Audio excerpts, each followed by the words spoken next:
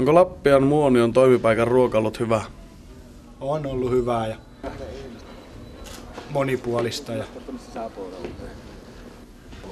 No onko ruoka tässä oppilaitoksessa mielestäni kallista? Ei se. Saa syödä ihan hyvin.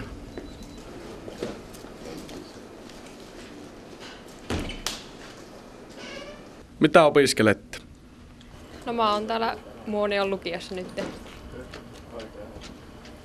Mä opiskelen Torniossa ammattiopisto Lappiassa turvallisuusalalla. Olette tulleet Muonion skiikollakeen opiskelemaan toisen jakson ajaksi. Miksi? No täällä on tosi hyvät mahdollisuudet päästä hiihtämään ja lumi tulee tänne aika aikaisin, mutta nyt ei ole jostain syystä tullut lumi niin aikaisin. Niin ja Kempeleeseen ei tule se lumi niin aikaisin, niin tosi hyvät mahdollisuudet täällä on päästä reenaamaan, niin sen takia olen tänne tullut. Joo, samat syyt, että lumille tultiin, että meilläpä ei pääse ihan heti hiihtämään lumen perässä. Onko jakso-opiskelu Muoniossa onnistunut sillä tavoilla, kun olitte toivoneet? No kyllä, tää on ihan hyvin onnistunut täällä. Tää on tyytyväinen. Kyllä on hyvin onnistunut, että päässyt hiihtämään ja on. Onko harjoittelu skiikollaken kanssa ja ensilumilla onnistunut toivomalla tavalla? On onnistunut ihan toivomalla tavalla. Kyllä, oikein hyvin onnistunut. Lumitilanne on tänä syksynä ollut Suomessa ja koko Euroopassa tosi huono. Oletteko kuitenkin Muoniossa pystyneet hiihtämään koko ajan viime talven säilytyllä lumella? Olen pystynyt tekemään nyt ihan hyviä reenejä ja sitten olen tyytyväinen tähän, että täällä pääsee hiihtämään ja sitten kun muualla ei varmaan pääsekään nyt niin hyvin hiihtää, niin olen tosi tyytyväinen, kun tulin tänne, että mä pääsen hiihtämään täällä. Joo, että on päässyt hiihtämään koko ajan, että hyvät on ollut senssit täällä. Onko jakso-opiskelu Muoniossa tullut kalliiksi?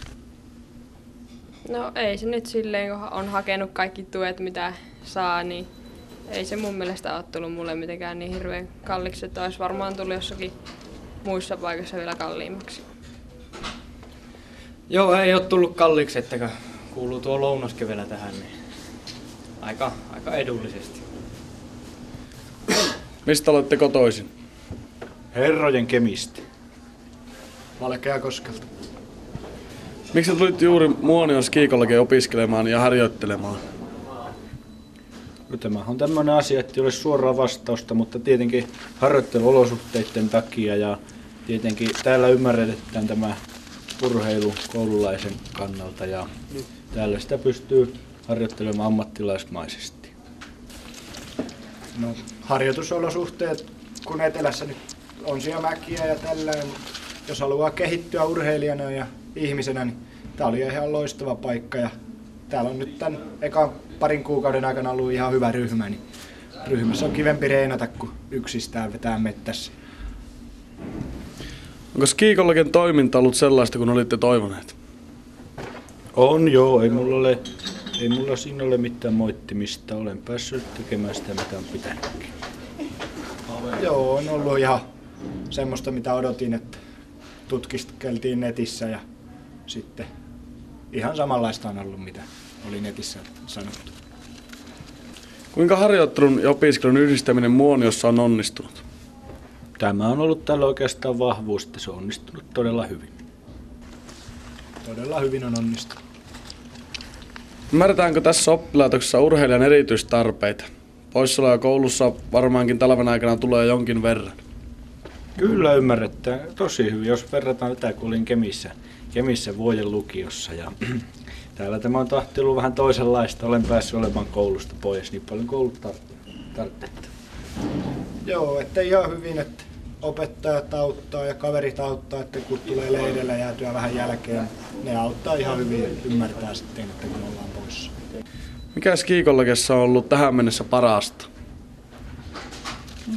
Hyvä porukka, hyvät olosuhteet ja hyvä ruoka.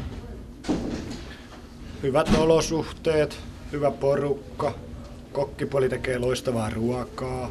Sitten kun on kehittynyt ihmisenä ja hiihtäjänä, niin sekin on auttanut.